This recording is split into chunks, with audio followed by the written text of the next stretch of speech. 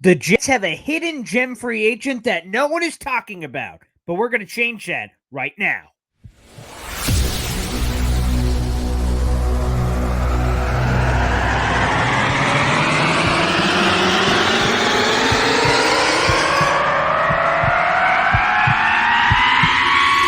Zoinks!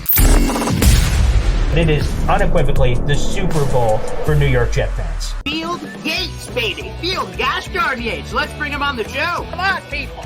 Connor Rogers is joining the show. What's up, Connor? But Trevor Gosh darn Sycamore, baby, for me, personally, my favorite New York Jet of all time. Wow, it's great to be on. What an intro that was right there. Paul, nobody does an intro like you, man. Paul, you give the best intro of literally any podcast that I've ever. I'm gonna lose my gosh darn bananas.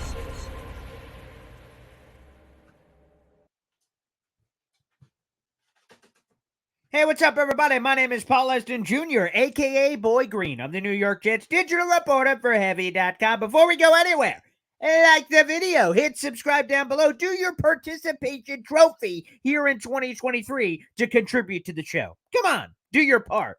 And make sure you do so. Well, the Jets are doing their part in scouring the free agency landscape because we hear names like Allen Lazard, $44 million, Mecole Hardman, former Super Bowl champion. Look at all these free agents the Jets have brought in that are big name guys. There is a big man with a little name that we're not talking about. His name is Al Woods, and he's a guy that the Jets signed after the draft in May. They had been talking to him for a couple of months, but they wanted to see how the draft played out first before making any decisions. This dude's turning heads. This dude's raising eyebrows inside the Jets building. And here's the thing. Let me tell you this. And we have a full article down below with some video from Al Woods, which, by the way, Al Woods might be my new favorite player on the team. I just love him. He's just, there's something fun about him. He's an LSU boy, Louisiana boy, kind of born and raised down there. He's got a farm.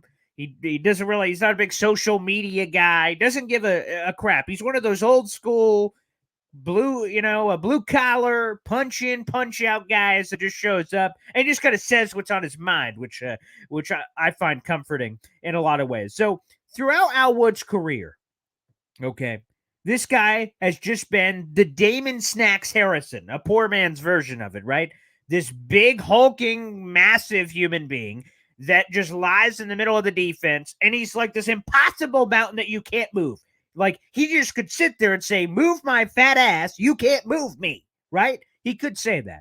On the Jets website, he's listed at 6'4", 309 pounds, but there are other publications that have him as heavy as 330 pounds. So really, throughout his career, he's been this space eater, this guy that's impossible to move, really good in the run game, but is like non-existent as a pass rusher. He's entering year number 13, and he has 9 career sacks, 20 quarterback hits. So, like, he's been a non-factor, quite frankly, in that category. But the thing I found fascinating is that Robert Saleh has a vision. Now, every coach that signs a free agent has a vision for their player, so that's not groundbreaking. But they believe, Robert Saleh believes that there is a side of Al Woods that we've never seen before, that no, he's not just this fat guy in the middle of the defense, this big hog molly that's going to be clogging lanes. He believes there's some pass rush juice that lays beneath the surface. Now, he's doing a dramatic change. He's had the most productive stretch of his career, most recently on the Seattle Seahawks. And in that 3-4 scheme where he's just kind of holding guys up, he's holding up offensive linemen, trying to create lanes for the linebackers to pursue. And he's just kind of, catching and reading, as he calls it. With the Jets, they're an attack-style defense. It's not just holding blockers up. It's attacking. It is getting in the face, and it is moving upfield. It is making things happen. And, man, Robert Saleh believes that the arrow is pointing up for this young man. There's quotes from Robert Saleh and quotes from Al Woods down below in the article.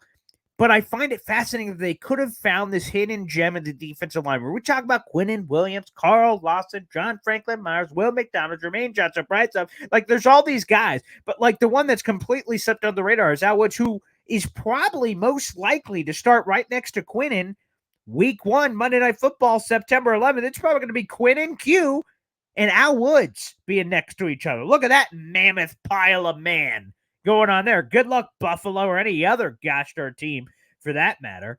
And it's cool because Al Woods at year 13, 36 years of age, he's still spring chicken, but that he said, I've been doing all this other crap all my career, but the Jets have a vision for it. And he himself said, bluntly, I'm going to paraphrase, but he said, I've been sitting on the sideline watching other teams. And I say to myself, that looks fun. That shit looks fun. I want to be in. I want to jump in. And I'm like, okay, Al Woods, it's almost like, I don't want to call it a midlife crisis, but sometimes we go through life, I'm 30, so I hope I'm not there yet. But, you go through this period where things are stale, things are stagnant. You want to spice it up a little bit. And what more to spice it up for Al Woods than to completely change his defensive responsibilities from holding people up to maybe some pass rush juice. And in theory, as I mentioned, he's the most underrated guy in this defensive line. Opposing offense are going to be like, oh, my God, we got to block Quinnen Williams. Oh, no, we got to block Carl Lawson, Jermaine Johnson, and all these other names. And then they're going to be like, oh, yeah, Al Woods, just figure it out. And then all of a sudden, Al Woods like, oh, no, you got to block me too, mother beep, and just kind of going crazy. So all of a sudden, he's going to be one of those guys that should, in theory, on paper, have favorable one-on-one matchups, mano-a-mano, that potentially could take over. Because I think the best pass rush, this is a personal belief, the best pass rush is the pocket penetration at the top. When you're blasting through the A and B gap, like quarterbacks, if people are coming around the edges, you got like a Von Miller or something that's doing the speed rush on the outside. In theory, you're the quarterback. You're like, oh, shit, I need to step up into the pocket and let things develop. Now, you have no pocket to step up into. If Quinnen Williams and Al Woods are going boom, boom, boom, penetrating that pocket, bringing some of that juice, you're like, oh, and then all of a sudden, as a quarterback, you go, you snap the ball, and then immediate penetration up the A gap. You start like, oh, snap, and you start like backpedaling. Oh, no, what's going on? And that's all of a sudden, whoop, the speed rushers on the outside can kind of close in on you and collapse the pocket. That's what you're looking for. So quarterbacks naturally want to step up into the pocket more times than not. But if they can't because of the Jets' defensive line construction, all of a sudden they're flustered. They're like, oh, man, I was supposed to be going through my progressions of read this. I can't. I'm running for my gosh darn life. That, to me, is exciting about what Al Woods can bring. He's turned heads with the coaches, and Robert Saleh says, I already like what I'm seeing right now. And he's going to get better as training camp goes. We are very early on in training camp here. So again, guys, I just want to make sure that we do our part to say, hey, watch out for the big man, Al gosh darn Woods, baby. He excites me. And again, he might be one of my most fun players on the team. Listen to some of his sound bites down below. You'll fall in love with him too. Just this farm Louisiana boy that doesn't give a crap about social media, brands, or any of that. He's just like, hey, man, I'm just here to, light some people up and have some fun. And he's certainly doing a lot of that. Thanks for tuning in, guys, for this quick video. Make sure you guys like the video, hit subscribe down below. A couple of quick PSAs live every single day. We're here on the show live at 7:30 in the morning.